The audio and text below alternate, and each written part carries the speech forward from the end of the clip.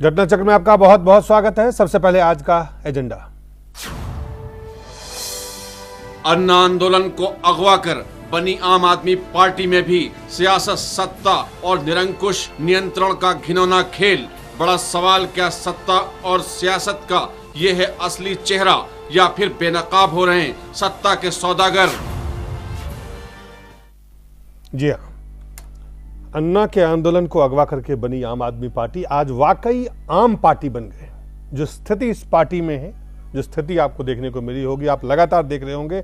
अब ये आम आदमी पार्टी अगर नहीं भी तो कम से कम आम पार्टी जरूर है। कांग्रेस, भारतीय जनता पार्टी, वो पार्टियां जिन पार्टियों के विरोध में, जिन पार्टियों के जो व्यवस्था, उन पार्टियों के अंदर में जो लोकतंत्र या लोकतंत्र की स्थिति थी, उन पार्टियों को लड़ने के लिए, उन पार्टियों को भ्रष्टाचार में डूबे हुए पार्टी का आरोप लगाने के बाद ये पार्टी बनी थी। और इस पार्टी का जो मकसद था, जो ध्येय था, जो उद्देश्य था, उस पार्टी का आज क्या नज़ारा पूरे दिन आप देख रहे हैं, ये छुपा हुआ पूरे देश में लगातार लोग देख रहे हैं। लोगों की प्रतिक्रियाएं भी आ रही है, लोग कह रहे हैं आखिर ये क्या हुआ।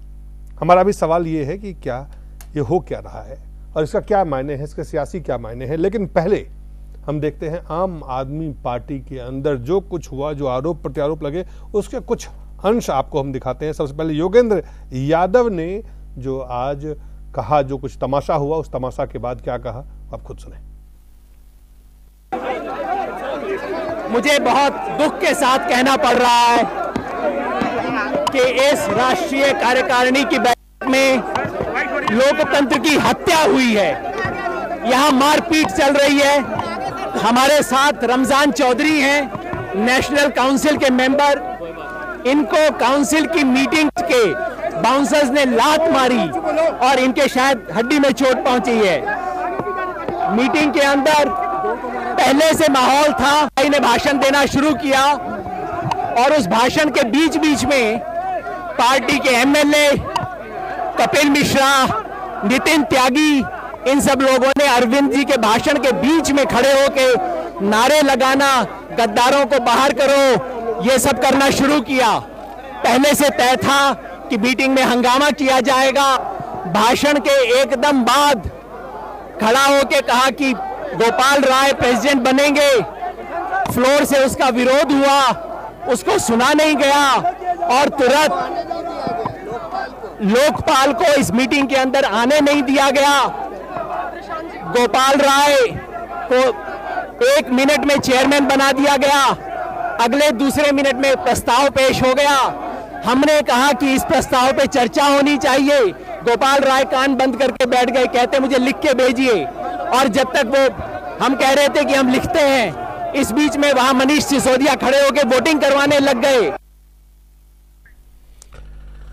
ये है वही पार्टी जो तमाम राजनीतिक दल, जो स्थापित दल, उससे लड़ने के लिए बनी थी। ये अन्ना के उस आंदोलन को अगवा करके बनी थी जो भ्रष्टाचार के खिलाफ देश में आवाज उठाने के लिए आंदोलन, जिसमें तमाम आप जैसे लोग शामिल हुए थे। ये उस पार्टी का की हालत है। प्रशांत भूषण क्या कह रहे हैं बैठक पे, वो आप खुद सुने। संस्थापक सदस्य है आम आदमी पार्टी के। कल जो अरविंद का जो स्टिंग आया, जिसमें वो कह रहे हैं कि इन लोगों को लात मार के बाहर निकाल दिया जाना चाहिए, उसी पूरी प्रक्रिया का आज षड्यंत्र इस नेशनल काउंसिल की मीटिंग में रचा गया। ऐसे ऐसे गुंडों को यहाँ लाया गया जो कि आज कुछ हमारे एमएलए कहे जाते हैं, वो वहाँ गुंडागिरी कर रहे थे, लोगों को पीट रहे थे और मीटिंग में कोई जवाब नहीं देने दे रहे थे। और एकदम ऐसे ही फर्जी मीटिंग करके बगैर लोकपाल को आने दिए, बगैर किसी न्यूट्रल ऑब्जर्वर को आने दिए, बगैर ये देखे कि कौन वोटिंग मेंबर्स हैं कौन नहीं है, ऐसे ही शोर शराबे में कोई रेजोल्यूशन। बिल्कुल साफ था कि बिल्कुल पूरा प्री प्लान था। फर्जी मीटिंग चलाकर बाहर के लोगों को बुलाकर, एमएलए जो कि नेशनल काउंसिल के मेंबर उनको बुलाकर, जो हमारे लोकपाल है उनको ना आने देना, ये सब क्या दिखाता है? ये बिल्कुल वोटिंग भी फर्जी हुआ, वोटिंग भी फर्जी हुआ, फर्जी वोटिंग हुआ, नकली वोट हुआ। और रमजान चौधरी साहब क्या कह रहे हैं उस बैठक के बाहर? ये तमाम नज़ारे जो आप सुन रहे हैं उस बैठक के बाहर की तस्वीर आप देख रहे हैं, वहीं पे ये नेता गए हुए थे जो संस्थापक सदस्य, जिसे आप जानते हैं आम आदमी पार्टी के। तो आम आदमी तो नहीं है, लेकिन पार्टी ये जरूर आम है। आप देखिए जो रमजान चौधरी क्या कह रहे हैं। मैंने सिर्फ इतनी आवाज उठाई थी कि दोनों पक्षों की बात सुन ली जाए। सिर्फ इतना मैंने कहा था कि बात दोनों पक्षों की सुन ली जाए। तो मुझे बाउंसरों ने पकड़ा, बाहर लाकर मुझे लात घूंसों से मारा, मेरा पैर टूट गया। किसने शुरुआत करी इस हाथापाई की? सब बाउंसर खड़े हुए थे, बाहर लाकर मुझे मारा, फिर पटक दिया और कहा यहाँ बैठ जाओ जब तक मीटिंग खत्म नहीं होती। मेरे पैर में शायद चोट आई, मेरे पैर चोट है, पैर में हड्डी टूट गई है। और अरविंद केजरीवाल नहीं आए कैमरे के सामने। उन्हें वैसे कैमरे पे आने का काफ़ी शौक है, वो आना चाहिए था लेकिन आए नहीं। और जो कुछ आया है वो क्या संदेश दे रहा है, क्या कह रहा है, शुरुआत करेंगे। लेकिन उससे पहले सबसे पहले इलियास आजमी साहब हैं, ये भी संस्थापक सदस्य आम आदमी पार्टी के। छोटी सी प्रतिक्रिया आपसे चाहेंगे। ये कोई आज नहीं हुआ है, ये 1 साल से चल रहा था। ये आम आदमी पार्टी में लोकतंत्र है, उसका सबूत है।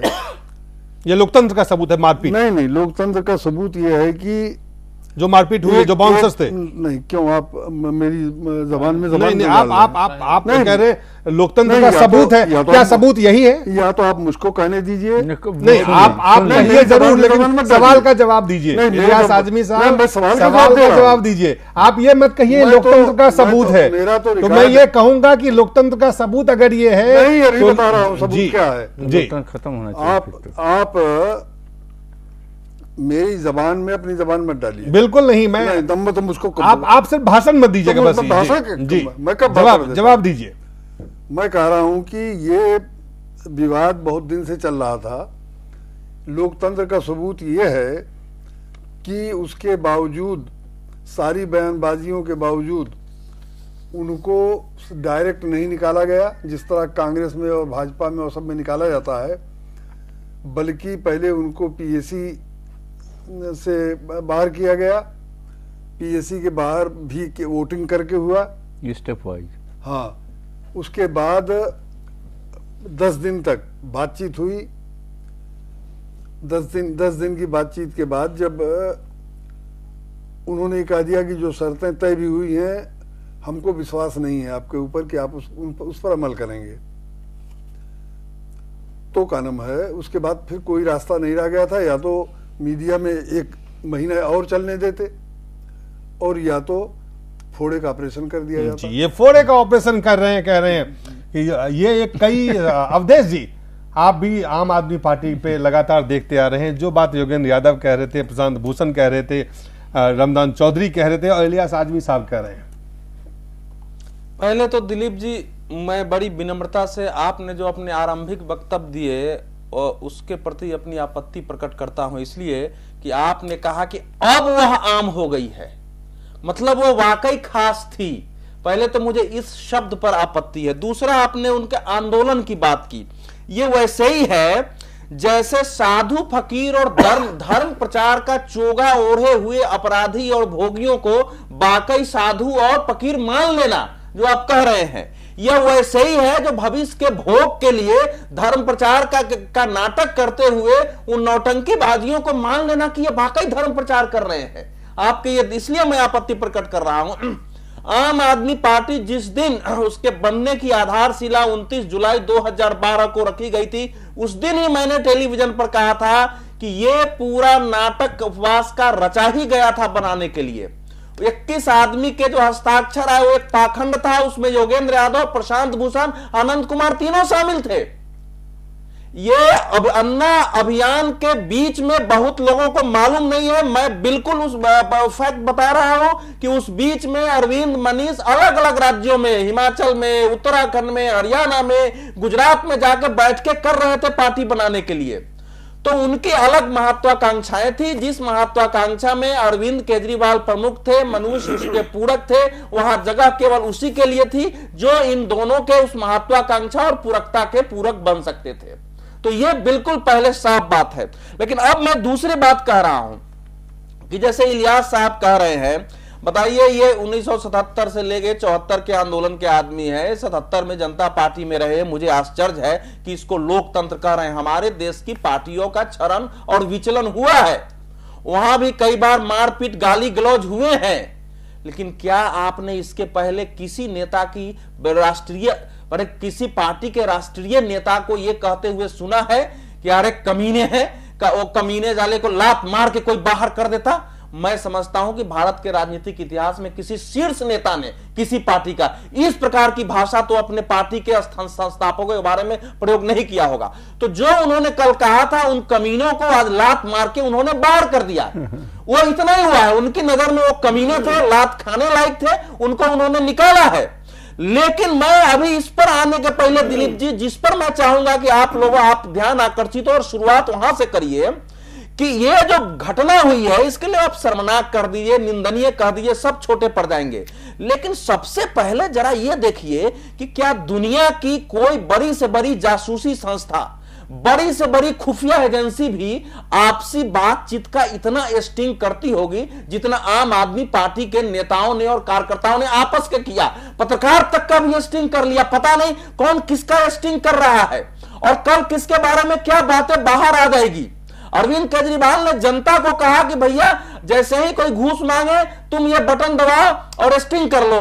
बता नहीं जनता ने किया या नहीं किया, उनकी पार्टी ने स्टिंग एक दूसरे की क्या साबित करता है?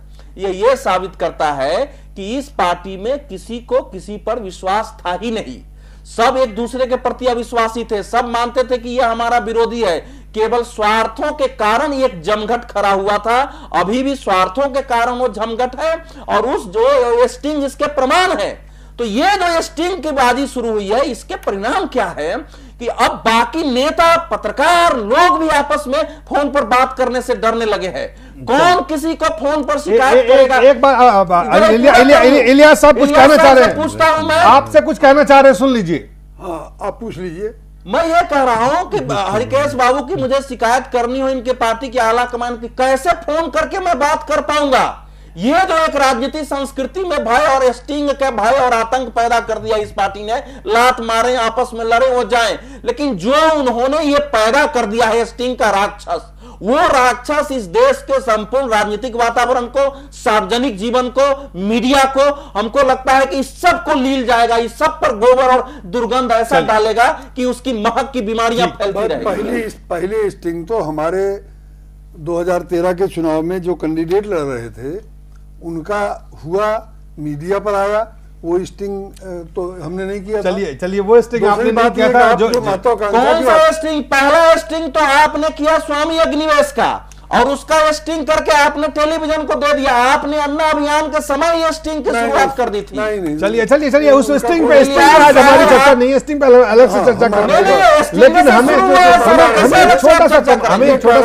हमें एक छोटा सा ब्रेक लेना पड़ेगा। ब्रेक के बाद जल्द वापस लौटते हैं।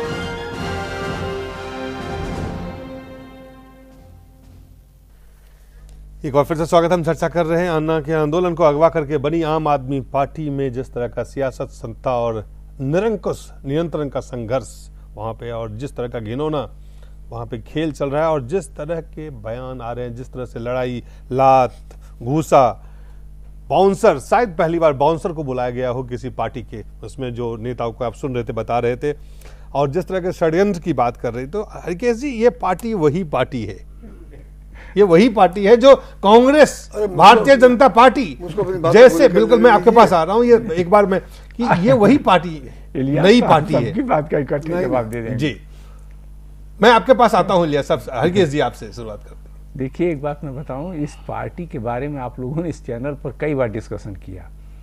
मैं हमेशा पहले नेता को देखता हूँ, क्योंकि नेता जो है वही प्रतिनिधित्व करता है पार्टी का। हर पार्टी के नेता के बारे में मैं आप इससे अपना निष्कर्ष निकाल सकते हैं।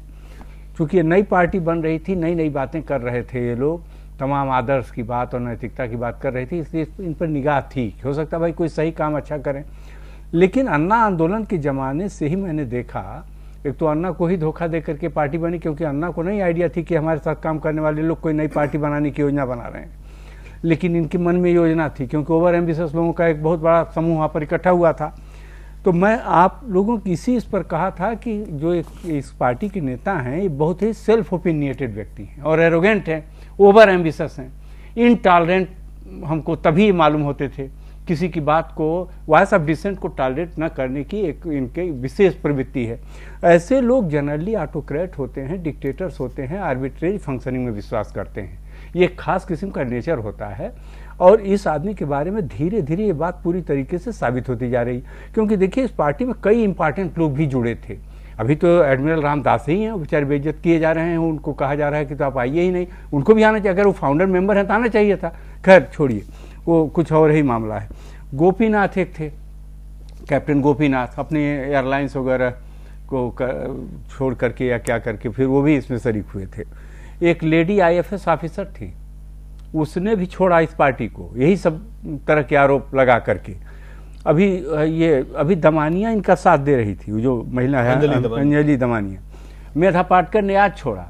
ये प्रशांत वगैरह के साथ जो हुआ है, प्रशांत और योगेंद्र यादव और वो अजीत झा और एक कोई प्रोफेसर आनंद कुमार। अब देखिए प्रोफेसर आनंद कुमार को मैं जानता हूँ, वो केजरीवाल जैसे लोगों का क्लास ले सकते हैं, इतना वो पढ़ा लिखा और समझदार के आदमी है। आज उस आदमी को भी किस तरह से सब बेइज्जत किए। योगेंद्र यादव एक बढ़िया सेफोलॉजिस्ट थे। इन लोगों को असल में ये सब खुद भ्रम में आए जब ये आप पार्टी को ज्वाइन किए, इनको लगा कि कोई नई राजनीति आ रही है। और एक चीज आपको बताऊं, हमारे देश के इंटेलेक्चुअल्स में एक वर्ग है जो राजनीति को लालच भरी निगाह से देखता रहता है। उसको लगता है कि इसमें कहीं से मौका मिल जाए और घुस जाए तो हम भी कुछ अचीव कर लेंगे। इसमें उस वर्ग के काफी लोग शरीक हुए, जिसको अवधेश कह रहे हैं सेल्फिश, स्वार्थी कह रहे हैं। उसमें हाँ, इस तरह के बहुत कुछ आदमी आए जो कि सही सोच की वजह से आए। उन्होंने सोचा कि एक देश के अंदर क्रांतिकारी सुधार हो सकता है या होगा, इसलिए हमको चल के इसमें योगदान करना चाहिए। अब कुछ इस दृष्टि से आए कि इसमें कुछ ले ले। आज भी जो लड़ाई हो रही है, राज्यसभा की लड़ाई हो रही है, बता रहा हूं आपको। आप देखिए, क्योंकि दिल्ली से 3 राज्यसभा आने वाली है। अब उसमें संजय सिंह भी उसके उम्मीदवार लगते हैं, आशुतोष भी उसके उम्मीदवार लगते हैं, वो खेतान है, क्या वो है, एक दिलीप पांडे है, ये और भी हो सकते हैं कुछ, इसमें पता नहीं कौन कौन है। तो ये सब लोग भी इस चक्कर में है कि किससे राज्यसभा मिले, और लड़ाई इसकी हो रही है। तो ज़्यादा से ज़्यादा लोगों को निकालेंगे नहीं तो इनका कैसे होगा। हम तो कह रहे हैं कि कहीं, अभी इलियास आजमी साहब एक सीनियर वरिष्ठ नेता हैं, ये पार्लियामेंट के मेंबर रह चुके हैं और इनको सब कुछ मालूम है। इन लोगों के साथ ये लोग सही हरकत करें, यही बहुत बड़ी बात है। जिस तरह की सारी चीज, एक तो केजरीवाल को इस बात की बड़ी भारी फोबिया, हमसे ज़्यादा ऑनेस्ट ही कोई नहीं है। ऐसा कैसे हो सकता है? बहुत सारे लोग इन्हीं के पार्टी के अंदर जो गए थे, इनसे ज़्यादा ऑनेस्ट आदमी उसके अंदर हम लोगों को खुद दिखाई देते हैं। कुछ लड़के तो इसमें ऐसी बात करते थे जैसे लगता था कि कोई नया मसीहा पैदा हो गए हैं और ये पूरे देश को एक नई दिशा दे देंगे, नई राजनीति करेंगे, नया लोकतंत्र को मजबूत करेंगे, और क्या करेंगे।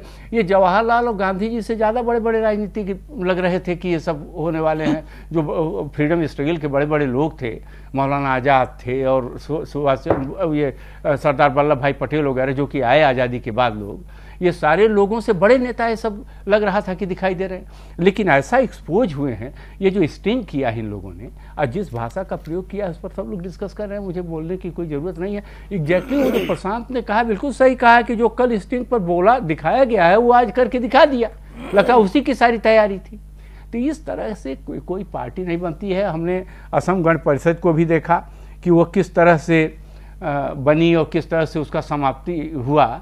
ये लोग बिल्कुल उसी सारे रास्ते पर ये लोग जा रहे हैं। स्टूडेंट यूनियन की जैसे पॉलिटिक्स होती है, कभी कभी लड़के आपस में झगड़ जाते हैं, अब बवाल मच जाता है और बाद में स्टूडेंट्स यूनियन में बड़े उपद्रव हो जाते हैं। उस तरह की राजनीति करने वाले लोग हैं जो कि समाज को गुमराह कर रहे हैं। अब किया इन्होंने बहुत सक्सेसफुली गुमराह किया, नहीं तो 70 में 67 सीट पाना कोई साधारण बात है।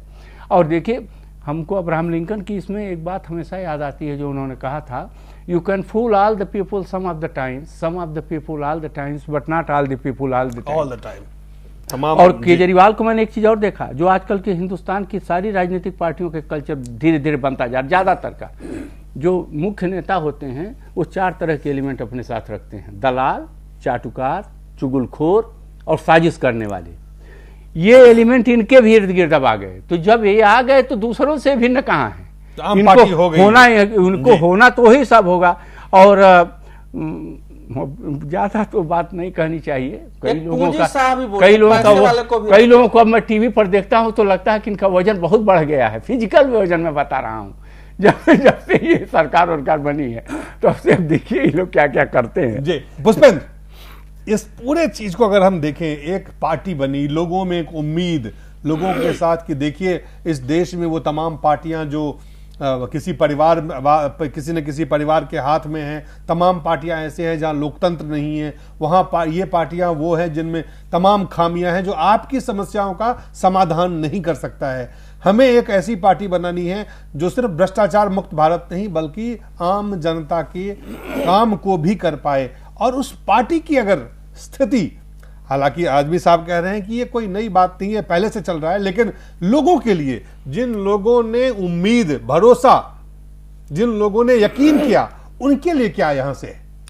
दिलीप, एक संकट है कि हम लोग पहले भी ये बात करते रहे कि जिस जमाने ये आंदोलन चला था उस वक्त हम लोग ये कहते थे कि ये जो आंदोलन से निकल करके आए और आंदोलन के बारे में ये बड़ी बड़ी तमाम बातें हुई और उसके बाद ये पार्टी बना ली, कि तब ये कहा गया कि इन लोगों के इस पार्टी बनाने से एक बहुत बड़ा नुकसान ये हुआ है कि इस देश के अंदर अगर कोई आदमी कोई आंदोलन खड़ा करना चाहेगा, जेन्युइन आंदोलन खड़ा करना चाहेगा, तो लोग उसको शक की निगाह से देखेंगे। तो पहले इन्होंने इस देश के तमाम उन जेन्युइन लोगों को जो आंदोलन करते थे, जो छोटे छोटे समूह में काम करते थे, उन सबको सस्पिशस कर दिया, उन सबकी नीयत पे सवाल खड़ा कर दिया। तो हम लोग ये कहते रहे, फिर इन लोगों ने पार्टी बनाई और पार्टी के बाद तमाम सारी बातें जितनी हुई हैं, मैं समझता हूं कि इस पस मंजर में सबको सब कुछ पता है। मैं अगर इसको बहुत शॉर्टकट में अगर ये बात कहूं कि मुझे ऐसा लगता है कि जो बात आप इस पूरे जुमले को पूरे इलेक्शन के समय भी कहते रहे कि जो पूरा आंदोलन था, आंदोलन की पीठ पे सवार होकर के ये लोग आए, आंदोलन का इन्होंने हाईजैक किया और उसको अन्ना को धत्ता करा और उसके बाद ये राजनीति में कूदे और कहा कि हम इस कीचड़ में इसलिए कूदे हैं कि हमें चैलेंज किया गया कि कूद के दिखाओ, और हम कूद गए। अब हम सफाई करने आए हैं। तो सफाई जब करने आए तो पहले 49 दिन काम करके गए, अब मैं समझता हूं कि कोई 67 एमएलए आ गए हैं। अब में और तब में फर्क क्या है दिलीप? जब 49 एमएलए आए थे तो इस पार्टी में यह भाषा नहीं थी, ये जो कुछ हो रहा है वो नहीं था उस वक्त। लेकिन जैसे जैसे सत्ता मजबूत होती गई, वो जो अनार्किस्ट कहते थे वो डिक्टेटर में तब्दील होते गए। और जो बात अगर मैं उससे आगे बढ़ के कहूं तो मैं ये कहूंगा कि जितने भी लोग खड़े हुए थे, चाहे अवधेश जी ने बात कही या जो बात हमारे राय साहब कह रहे हैं, कि ये जितने लोग इकट्ठे हुए, इन सब का मतलब था ठगी, और ये ठगों का एक गिरोह था। अब उस ठगी के माल के ऊपर बंदरबाट हो रहा है कि किस तरीके से जो माल कमाया है इस ठगने के बाद उसको कैसे बांटें, उस पर झगड़ा है। तो जो सबसे बड़े खतरे वाले लोग हैं उनको पहले बाहर करो, फिर जो उनसे कमजोर है उन्हें बाहर करो। आपको याद होगा कि विनोद बिन्नी ने भी यही सब बातें कही थी कि ये किसी की नहीं सुनता है, डिक्टेटर है, जो वो चाहता है वही करता है। लेकिन बिन्नी का कद बड़ा नहीं था, इसलिए देश ने उसको उतना सीरियसली नहीं लिया। शाजिया इल्मी निकली। अब आज योगेंद्र यादव, प्रशांत भूषण जो इसके फाउंडर मेंबर हैं, उनका चेहरा बड़ा है, वो पुराने लोग हैं, तो ये तमाम सारी बातें हो रही हैं, लेकिन बातों में कहीं कोई फर्क नहीं है। मुझे लगता है कि ये पार्टी किसी मकसद के लिए नहीं बनी थी। ये पार्टी भी वैसे ही पार्टी थी, चाहे वो कांग्रेस हो, चाहे बीजेपी हो, लालू हो, मुलायम हो, माया हो, चौटाला हो, ये तमाम वही पार्टियों का हिस्सा है। और जब पार्टी पे वर्चस्व की बात आएगी तो तमाम लोकतंत्र हम करेंगे, अकाउंटेबिलिटी होगी, ट्रांसपेरेंसी होगी, लोकतंत्र होगा, लोकायुक्त होगा, ये जो जुमले हैं ना मार्केटिंग के, जो हमारे अवधेश भाई कहते रहे कि ये पार्टी जो है इवेंट मैनेजमेंट की पार्टी है, एक इवेंट मैनेज क्रिएट करती है, एडवर्टाइजिंग करती है और उसके बाद उसको धराशायी करती है। तो सवाल यह है कि आज इस देश में वो तमाम सारे लोग जो इस पार्टी में कुछ पाने नहीं आए थे, जिन्होंने कुछ दिया है, आज उन्होंने उन लोगों का भरोसा तोड़ा है और इस देश में अब कोई नई राजनीति, नई बात करेगा, लोग उसको चोर समझेंगे। जी इलियास आजमी साहब, आप बहुत पुराने राजनेता हैं, आपने कई पार्टियों को देखा है, कई दौर को भी देखा है सियासत में। वो भी आंदोलन था, जेपी के आंदोलन के निकलने वाले लोगों ने क्या किया वो भी देखा हमने। अन्ना के आंदोलन से जो लोग निकले हैं उसको भी देखा। कांग्रेस पार्टी, देश की आज़ादी की आंदोलन से जो पार्टी निकली और पार्टी का जो अब जो हाल हुआ है उसको भी अगर हम देखें तो क्या ये आंदोलन से निकलने वाली पार्टियों का चरित्र इस तरह का होता है या ये सत्ता का चरित्र है? सत्ता में जब आते हैं तो आप ये चीजें साथ लाते हैं। सत्ता और सियासत का असल में चरित्र ही ऐसा है। तो मुझको बोलने देंगे भी? हाँ बिल्कुल बोलने देंगे, तभी सवाल पूछे। सवाल में सवाल तो नहीं करेंगे ना। पहले मैं अवधेश जी की बात का जो जवाब देना चाहता था ब्रेक हो गया कि सब आए थे एक मकसद से,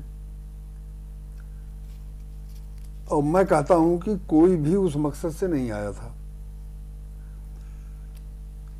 कोई बंदर बांट नहीं हो रही है, न कोई झगड़ा कुर्सी का है, न कोई झगड़ा पैसे का है, और यकीन नहीं करेंगे और न पैसे, सुन लीजिए, न पैसे का कोई आरोप लगा है, किसी ने लगाया है।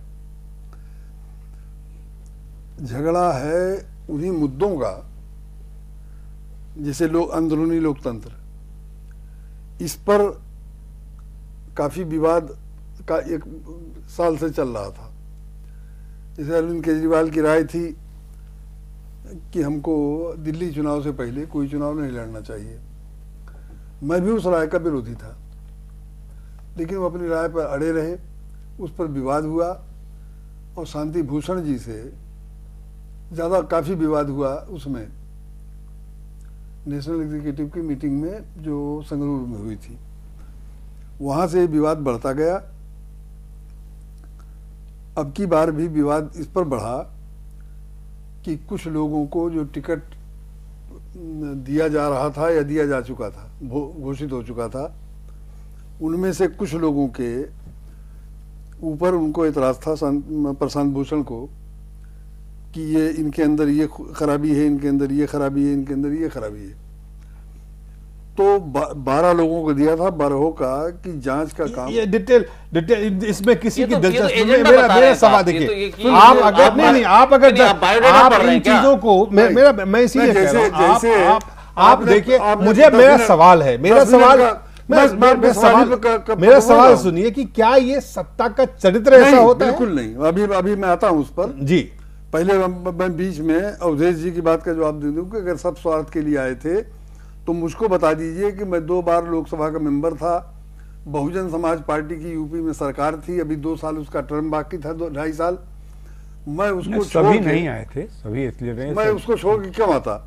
या मुझको दिल्ली के सभी जब कहते ज्यादातर लोग उसी लिए आते हैं। सभी प्रयोग ही नहीं किया है, उनको जरा बोलने दीजिए, फिर उत्तर देंगे ना, जरा बोल लें वो इलियास साहब। मैं कहता हूं कि इसमें 1-2 लोगों की बात तो सोचा जा सकता है, वरना 90-95% लोग जो आए थे वो देश को बदलने के लिए आए थे। और बदल दिया आपने। सुन लीजिए, यही बदला है। ये किसमें क्या हुआ? यही बदलाव आया है। क्या हुआ है मुझे बताइए। जो लात घूसा, मार पीट, गाली गलौज, कमीनगी, किस तरह के भाषा, यही बदलाव चाहते थे किसी चीज? क्या यही बदलाव के इसी बदलाव के लिए आप आए थे? क्या कोई एक फुटेज भी आपने फुटेज तो आप देख रहे हैं, अब आपको सारा फुटेज चाहिए। आप जो कैसी बातें कर रहे हैं आप? मैंने कहा बुजुर्ग नेता है, मैं मौजूद था, मंच पर मौजूद था, मैंने एक हरकत अपनी आंखों से देखी है। योगेंद्र यादव झूठ बोल रहे हैं। योगेंद्र यादव उतना झूठ नहीं आनंद बोल कुमार उतना झूठ नहीं बोल रहे, सच बोल रहे हैं। जो इनके विरोध में वो झूठ बोल रहा होगा। सुन लीजिए, वो जो जितना झूठ मीडिया बोल रही है, अंदर कोई न मारपीट हुई। ये मीडिया नहीं कह रही है, ये इलियास साहब आप कैसी बातें कर रहे हैं? ये मीडिया के किसी रिपोर्टर आपके नेता ने, जिसे कल तक आप महान नेता मानते थे, जो नेता घोषणाएं करता था, उसने टेलीविजन पे कहा है कि मारपीट हो रही है। उसने कहा है, ये बात मत कहिए कि मीडिया का कोई रोल नहीं है इसमें। मैं तो सिर्फ इलियास आदमी साहब से ये समझने का प्रयास कर रहा हूँ कि चूंकि इतने दिनों इन्होंने सियासत में, आप इस देश के राजनीति में आज के नहीं है, आप इससे जुड़े हो, आपकी मंशा अच्छी हो, आप जो कुछ सामने आ रहा है। लाए के अन्ना आंदोलन का अपहरण किया, अन्ना ने खुद अपनी जबान से उसी तारीख पर, उसी मंच पर, जब 23 आदमियों का पत्र लेके आए थे, प्रोफेसर आनंद कुमार और जोगेंद्र यादव वगैरह, और मैं 3 रोज से कह रहा था कि कोई मुझे बात नहीं करेगा, तो अन्ना ने अपनी जबान से ऐलान किया था कि इतिहास है सर, सबने देखा है। इतना तो ठीक बोल रहे हैं, अन्ना ने ऐलान किया था, हमको याद है। हाँ सुन लीजिए, वो ठीक बोल रहे हैं। अन्ना ने अपनी जबान से ऐलान किया था कि हम राजनीतिक विकल्प देंगे। ये राजनीतिक विकल्प है कैसा? ये राजनीतिक विकल्प कैसा है? सुन लीजिए, जो आपने दिया है ये कैसा राजनीतिक विकल्प है? क्या ये कांग्रेस से बेहतर है? क्या ये बीजेपी से बेहतर है? क्या किसी समाजवादी पार्टी से बेहतर है? क्या बहुजन समाज पार्टी से बेहतर है? क्या आरजेडी से बेहतर है? क्या जेडीयू से बेहतर है? क्या डीएमके से बेहतर है? अगर ये बेहतर है तो बदतर क्या हो सकता है? फिर ये बताइए, बता रहा हूं, फिर बदतर क्या होगा ये बताइए हमें। सबसे बेहतर आज भी है। नहीं, बदतर फिर क्या होगा? अगर ये बेहतर है तो बदतर क्या होगा? क्या मैं आपको फिर से उस बयान को, योगेंद्र यादव, प्रशांत भूषण, इन तमाम लोगों की बातें आपको फिर से दर्शक को दिखाऊं कि ये बेहतर है? तो ये बताइए कि बदतर किस तरह का हो सकता है? इतिहास में बताइए कौन सी पार्टी है। मैं आपसे सवाल पूछ रहा हूं। जिन पार्टियों को आप बुरा कहते थे, आज उन्हीं पार्टियों का सहारा लेके अपनी बात बता रहे हैं। जी, 1 मिनट में निकाल दिए जाते हैं। दिलीप जी, मुझे अगर 1 मिनट में आप इस तरह से निकालते हैं, 1 मिनट में इस तरह से निकाले जाते हैं, 1 मिनट में क्या बाउंसर बुलाए जाते हैं? 1 मिनट में क्या? बाउंसर नहीं था। आप मैं ये हम नहीं कह रहे हैं। जिनको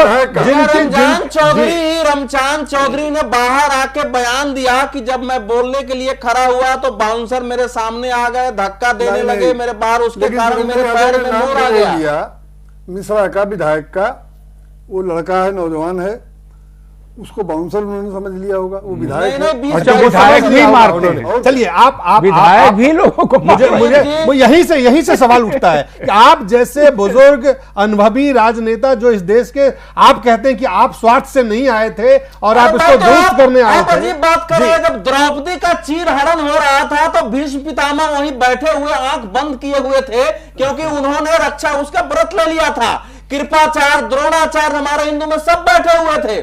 तो इसमें इलियास साहब के जैसे भीष्म पितामह है, जहां द्रौपदी का चीरहरण होता रहे, ये समर्थन करेंगे। लेकिन मैं एक दूसरी बात कह रहा हूं।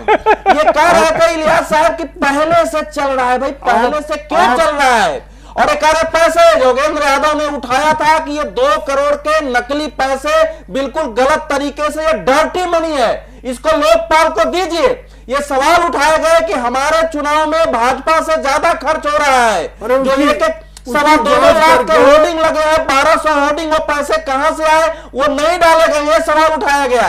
सवाल इलियास साहब जरा बोल लूं, जो सवाल उन लोगों ने उठाया था वो ये उठाया था इनकम टैक्स ने कि अपराधियों को पैसे की जांच तो इनकम टैक्स ही करेगा। नहीं, ये प्रशांत भूषण जी, देखिए सवाल क्या था यहाँ। सवाल उठाया था प्रशांत भूषण ने और ये योगेंद्र यादव ने। प्रशांत भूषण योगेंद्र यादव को बहुत सर्टिफिकेट नहीं दे रहा हूं कि बड़े भले मानस होंगे, मैं बात नहीं, लेकिन जो सवाल मानस हैं, बड़े सवाल उठा रहा हूं, सुनिए। निकाले गए, लेकिन मैं भी कहता हूं कि सुनिए बड़ा बढ़िया भले मानस। उन्होंने साहब दिख रही है, लोग देख चुके हैं, लगातार देख रहे हैं। 5 सवाल मूल था उठाने का। पहला सवाल यह था कि केजरीवाल को यह कहा गया कि तुम्हारे में गुण है, लेकिन तुम्हारा जो ये डिक्टेटर का अंदाज है, इससे पार्टी नहीं चलेगी। तुमने जो ये किया है, मनमाने टिकट बांटे हैं, उसमें क्रिमिनल्स हैं, उसमें पैसे वाले हैं, जूनियर इंजीनियर जो कि करोड़ों रुपया कैसे कमा लिया। केजरीवाल ने कहा कि मैं पार्टी का संयोजक हूं और राजनीति ऐसे ही होती है। उसके बाद इन लोगों ने फिर जो तो ये तीसरा उठाया कि भाई ये 1200 जो होर्डिंग्स लगे हैं, ये 2.25 लाख एक होर्डिंग्स के लगते हैं, ये पैसे कहां से आए हैं ये स्पष्ट होना चाहिए और ये लोकपाल के पास जाना चाहिए। और चौथा सवाल जो इन लोगों ने उठाया था वो ये उठाया था कि पार्टी पदाधिकारी किसी को बनाते समय उसकी ठीक से जांच की जाए। ऐसे लोग पदाधिकारी बन रहे हैं जिनका बैकग्राउंड गलत रहा है। और जो 5वां सवाल उन लोगों का अभी खास करके जो उठाया था वो ये था कि यह पार्टी बैठ करके निर्णय करे कि एक आदमी कितने पद पर रहेगा, किसकी क्या जिम्मेवारी होगी, संयोजक को कितनी ताकत होगी। तो ये सारे ऐसे प्रश्न थे पारदर्शिता का, लोकतंत्र का, जिसको ये केजरीवाल और मनीष को स्वीकार नहीं था। और जो 67 लोग जीत के आए हैं उसमें विधायकी गंवाने वाले, उसमें एक विधायक ने तो आज विद्रोह किया है कि मैं इनके साथ हूं। लेकिन मैंने जो इलियास साहब शब्द प्रयोग किया था, सबको स्वार्थी नहीं कहा था। मैंने कहा था कि आने वाले ये भूल गए कि केजरीवाल की अपनी महत्वाकांक्षा थी, मनीष सिसोदिया उसके पूरक थे, और इन दोनों की पूरकता में जो वहां होंगे वही उसमें रह सकते हैं, बाकी किसी के लिए जगह नहीं है। कैप्टन गोपीनाथ या 3-4 तो बड़े नाम है, हरिकेश बाबू, देश में जिसने जहां आवाज उठाई वही पार्टी से निकाल दिया गया। बिहार से चारों ओर हजारों की संख्या में लोग चले गए और आगे भी जाएंगे। हिटलर ने भी यही किया था।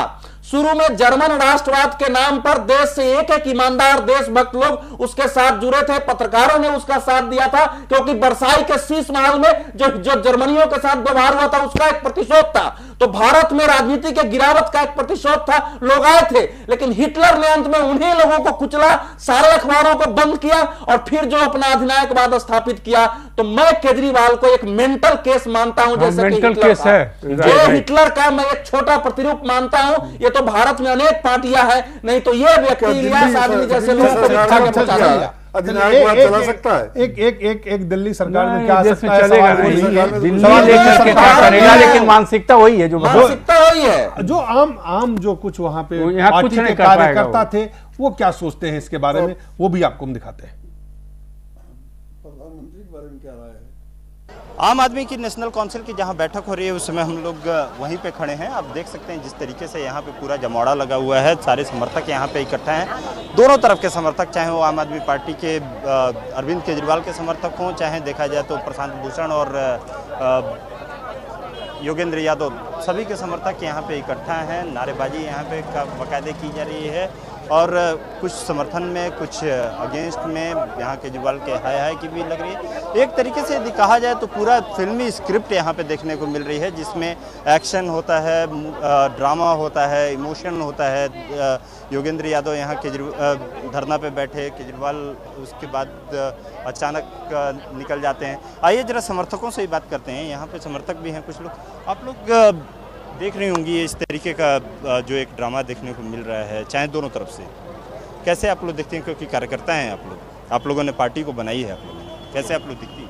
हम तो चाहते थे कि यूनाइटेड रहें और हम चाहते थे कि एक साथ मिलकर काम करें, पर जो आज फैसला आया है थोड़ा डिसअपॉइंटमेंट तो है हमें। कैसा, क्यों डिसअपॉइंटमेंट, क्या हुआ? इस तरीके से निकालना क्या सही नहीं था? नहीं, मुझे लग रहा है कि निकालना तो नहीं चाहिए था उन्हें। पार्टी के मेन मेंबर्स हैं और संस्थापक मेंबर्स हैं, तो उनको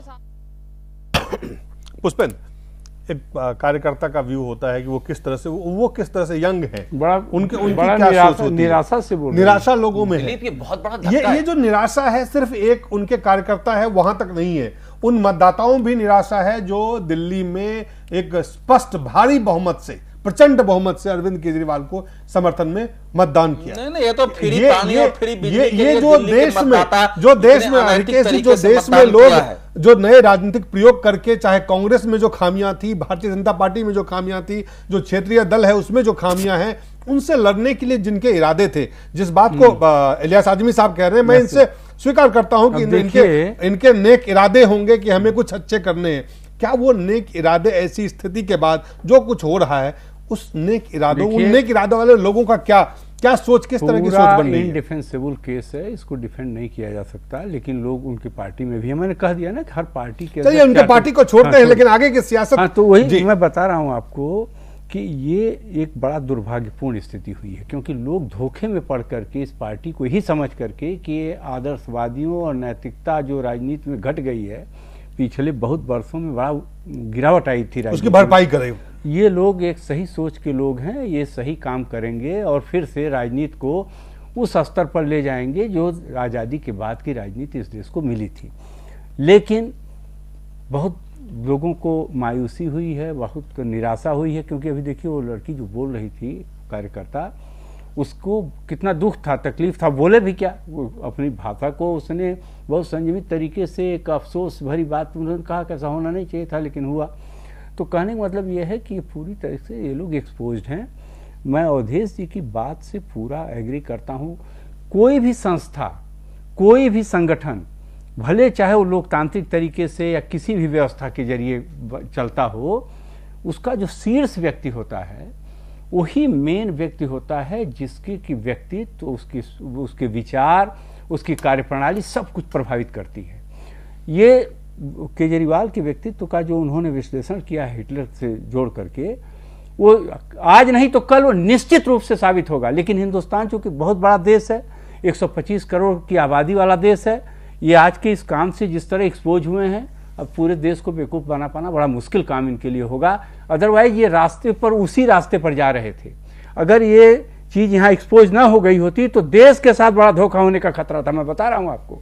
ये आप कह रहे हैं कि चलिए जो मैं ये आपसे कह रहा हूं, इस बात को मैं शुरू से कहता रहा हूं कि इस आदमी से सावधान और सतर्क रहने की जरूरत है। स्टिंग की बात मैं आपको बता रहा हूं। आपको याद है नागपुर में इन लोगों की एक कोई डिनर मीटिंग या कोई मीटिंग हो रही थी, उसमें इन्होंने बोला, चूंकि इन्होंने वो कह दिया है कि सब लोग स्टिंग करो, तो पहले सब इन्हीं का स्टिंग कर ले रहे हैं। इसमें स्टिंग में इन्होंने बोला कि अगर मैं पावर में आया तो मीडिया वालों को सबको गिरफ्तार करूंगा, इनको पिटवाऊंगा, जेल में डाल दूंगा और जेल में डाल दूंगा, इस तरह की बात बोला।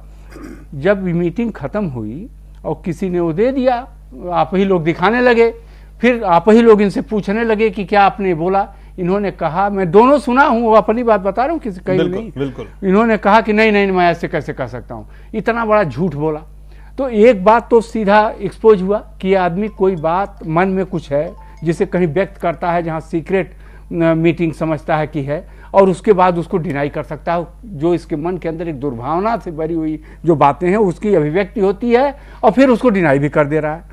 फिर हमने कल सुना, कोई टीवी चैनल बता रहा था कि 6 MLAs को तोड़ करके अपनी सरकार बना लो।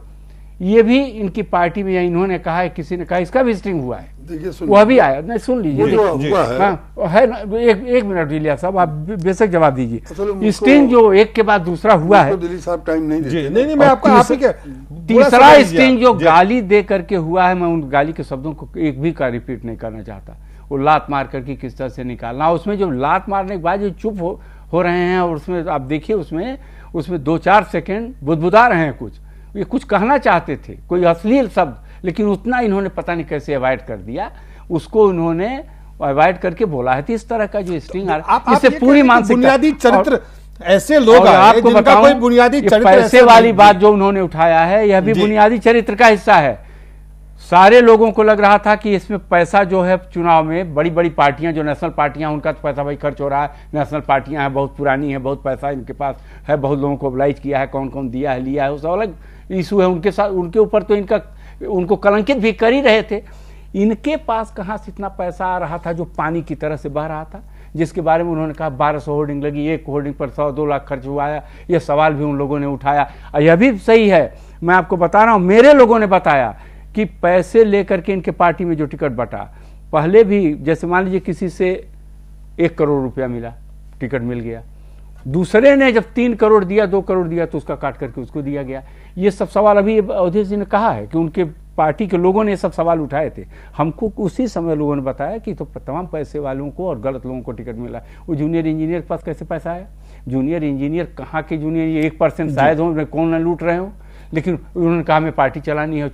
चुनाव जीतने का मकसद बना करके जो हर जगह होता है, वो सारे कुकर्म सबसे आगे बढ़ करके इन लोगों ने किया है, तब ये चुनाव सवाल ये नहीं है, धोखा लग दिया है। इलियास साहब, इतना जल्दी सुन लीजिए, इन्होंने कांग्रेस पार्टी की इस हालत में पहुंचने में बहुत साल लग गए, 125 साल। भारतीय जनता पार्टी में जो लोग आरोप लगाए, जो कुछ हुआ उसमें भी समय लगे, तमाम पार्टियों में समय लगे। ये महीना 2 महीना साल भर में इस तरह की स्थिति क्यों हो गई? सुन लीजिए, 6 आदमियों का इन्होंने सवाल किया। इनके आप सवाल का जवाब नहीं देते, आप उनको छोड़िए, मेरे सवाल का जवाब दीजिए। आप मुझसे सवाल वो नहीं करते जो आरोप लगते हैं। नहीं, आरोप आप ये तो बताएं देश को, समाज को, जिन लोगों ने आप में भरोसा जताया, यकीन किया आपका, वो तो बताएं, उनको बताएं। आप इनकी बातों को आप नहीं, क्यों नहीं, आप अपनी बातों को बताएं। अटैक करेंगे और हम अटैक वो नहीं कर रहे हैं, योगेंद्र यादव कर रहे हैं, प्रशांत भूषण कर रहे हैं, प्रोफेसर अनंत कुमार कर रहे हैं, अजीत झा कर रहे हैं, आपके अपने कार्यकर्ता कर रहे हैं, आपके अपने नेता कर रहे हैं। वो तो निकाले गए हैं, करेंगे ही। वो निकाले क्यों गए, यही तो पूछ रहे हैं। इस इतने कम दिनों में ये हालत क्यों? अरे ऐसे लोगों को निकाल के आप पार्टी कौन चलाएंगे? इलियास साहब, आप क्यों ये बात कह रहे हैं? वो अनंत कुमार, मेरा सवाल है कि इतने कम समय में ऐसी हालत, कांग्रेसियों को तोड़ने की जो बात थी वो भी स्टिंग में है।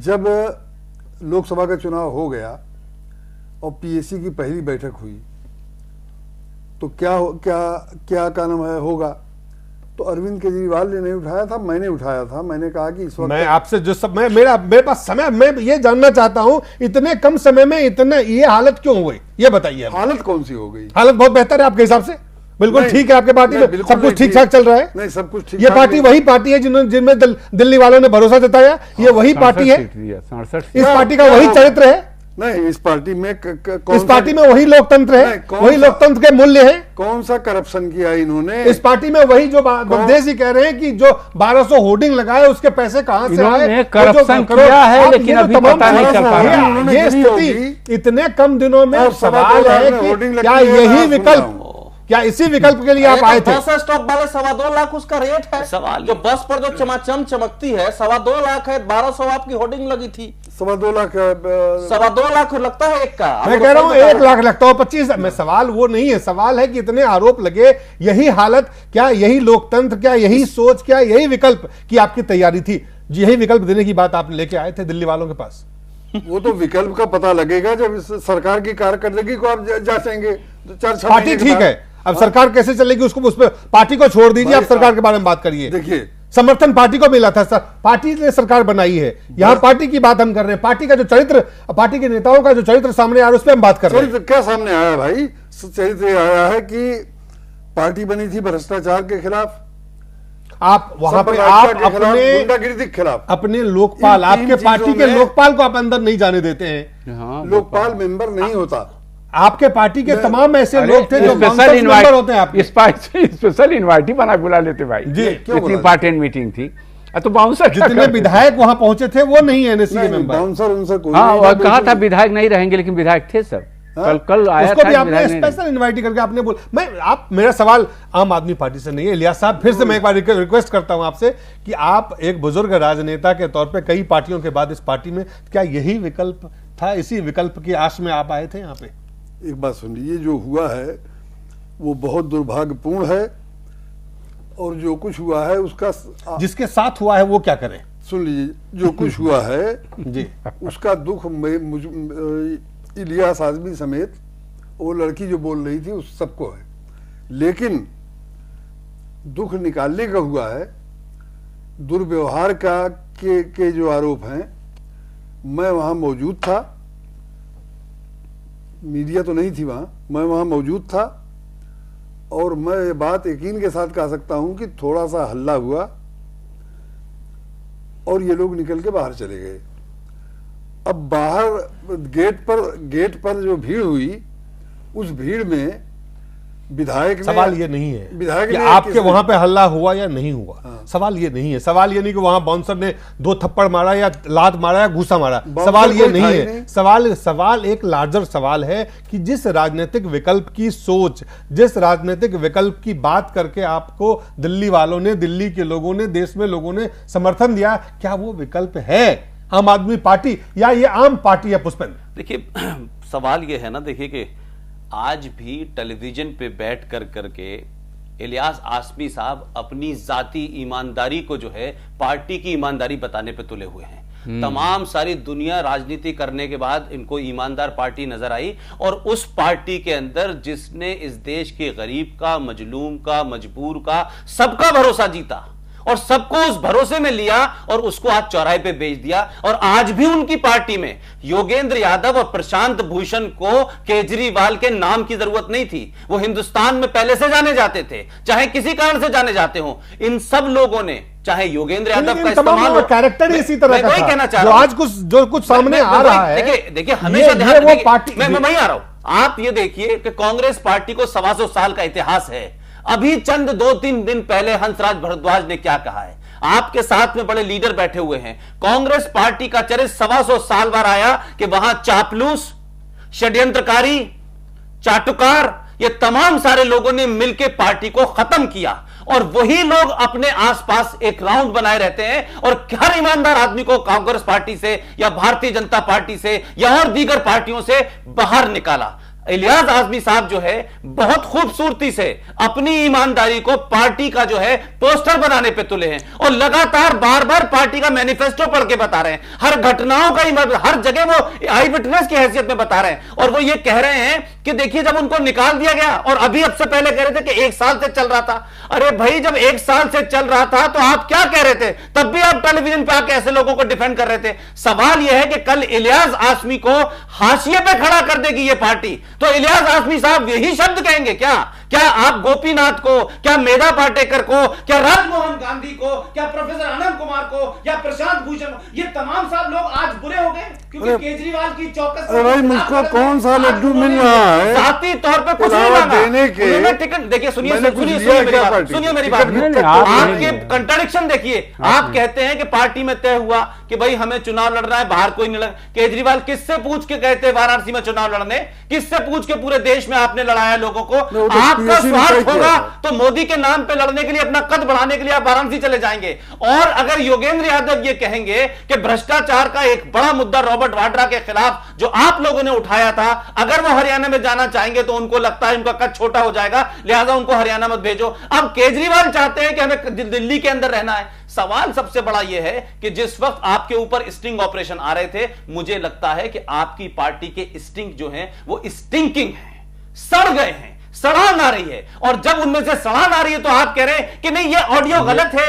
ये वीडियो गलत है और जब आप सवाल आम आदमी पार्टी का अब नहीं रहा है हमारे पास समय बहुत कम है हमारे पास समय बहुत कम है लेकिन इसलिए नटशेट में मैं यही कहना चाहता हूं कि भारतीय राजनीति के अंदर तमाम बड़े बड़े पोस्टर और विज्ञापनों के साथ लोग आते हैं लेकिन हर आदमी सत्ता पे बैठने के बाद उस सत्ता को बाहर न चली जाए इस अविश्वास से अपने बेटे को बेटी को चचा को ताऊ को उनको रखना चाहता है लोकतंत्र की बातें अकाउंटेबल की बातें ये एक पोस्टर मात्र है विज्ञापन मात्र है कोई नहीं करने वाला और इन लोगों ने ये करने के बाद इस देश में उन तमाम युवा लोगों को जो आज भौतिकवाद के चलते और बाजारवाद के चलते कोई आना नहीं चाहता था उनका विश्वास तोड़ दिया मुझे नहीं लगता कि कोई आंदोलन या कोई पार्टी दोबारा खड़ी हो पाएगी जी बहुत बहुत कम शब्दों में हरिकेश जी जो अब नेता हैं उनको नहीं चाहिए मजबूत नेता उनको चाहिए चमचों की फौज हाँ, वही तो उस मैं तरह के लोग पहले बता दिया अगर आप मजबूत नेता है तो ये किन प्रकार आज नहीं तो कल आपको दरकिनार करके वो आगे चलेंगे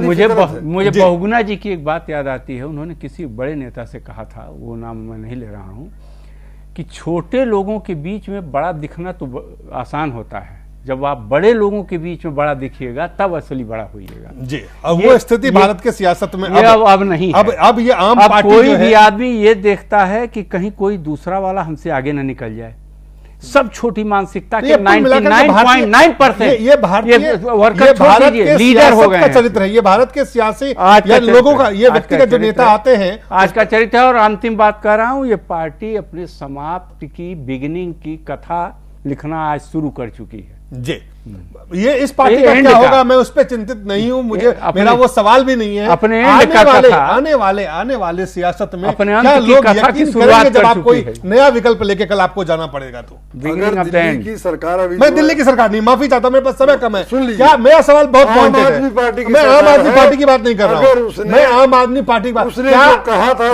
मेरा सवाल इलियास साहब सवाल सुनिए क्या इलियास आदमी साहब कल प्रोफेसर आनंद कुमार के तरह योगेंद्र यादव के तरह प्रशांत भूषण की तरह गोविंदाचार्य की तरह किसी और के तरह अगर कोई चाहेंगे कि देश में जाके आप आंदोलन करें या नई पार्टी शुरू करके लोगों का यकीन जीते तो क्या संभव होगा इस एक्सपेरिमेंट के बाद इस एक्सपीरियंस के बाद आज का टेलीविजन पे जो तमाशा उसे देखने के बाद जो कुछ हुआ है